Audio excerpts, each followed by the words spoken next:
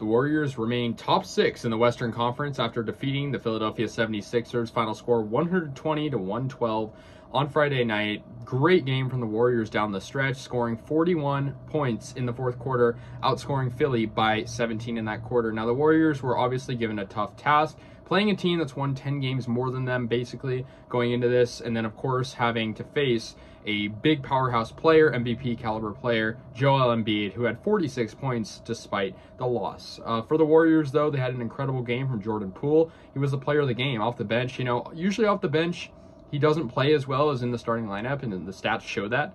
But he had 33 points, and he had a very good outing. Yeah, he was scoring on all cylinders, having, you know, clutch points down the stretch. And so the Warriors now are just a half game back of the Clippers and the Suns for the 5th and 4th seeds in the Western Conference. So the Warriors, a team that's, you know, just 3 games over 500 now, is, you know, they're a top contender, really, essentially, in a Western Conference that is basically wide open to, you know, to a certain extent beyond those maybe top 3 spots. So, you know, it's very much a real possibility for the Warriors to make noise if they can keep winning. And I mean, of course, they beat Dallas the other night, so it's very good that they could get this win.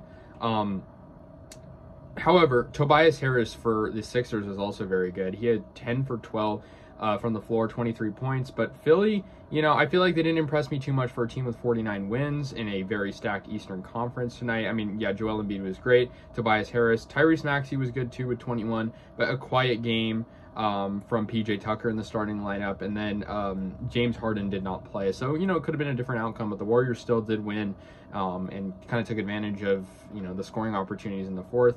But it was good to see. And so the Warriors also had to face against a Sixers team that was getting a lot of free throw chances, but the Warriors were great. I mentioned Jordan Poole playing a very good game.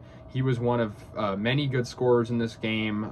Klay Thompson had 21 points and 29 from Stephen Curry, and Draymond Green in the starting lineup had a double-double with 10 points and 10 assists.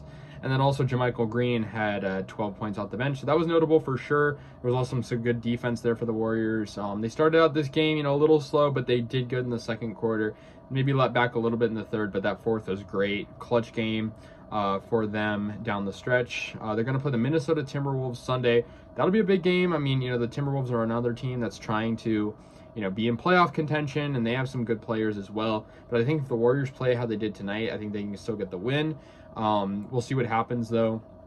It was definitely a good finish for the Dubs, though, you know, down the stretch. That's what they needed, and I feel like this year a lot of their losses have come from not being able to close out games, and, you know, that's dealt with their inconsistency. And, I mean, you know, another thing, too, this is a home game, right? The Warriors play very good at home and not very good on the road, and so that helped, too.